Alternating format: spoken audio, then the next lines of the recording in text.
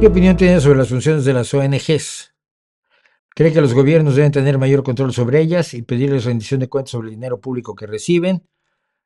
A ver, mira, primero que nada, las ONGs son no gubernamentales, por lo tanto el gobierno no debe controlarlas.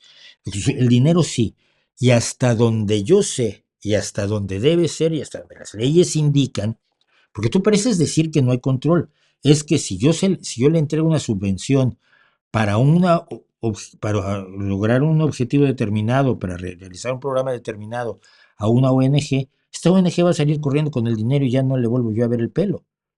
No, no es así.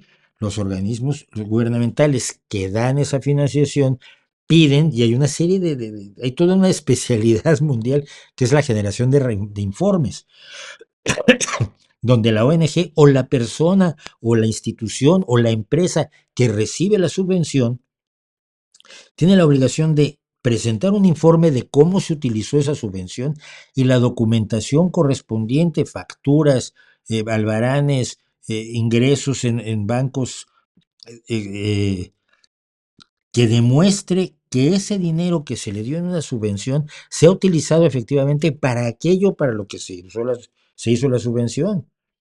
Los científicos sufren horrores con eso, pero les dan un poquito de dinero para hacer una investigación, y luego se pasan semanas haciendo informes y reuniendo facturas.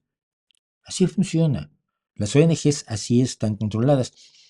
Greenpeace se descontrola precisamente porque solo vive o dice solo vivir de dinero de individuos y de personas. Y ese dinero es difícil de controlar y por lo tanto tiene mucha mayor latitud para ser una organización preocupante y peligrosa que otras ONGs que hacen cosas reales y que utilizan los subsidios de manera correcta.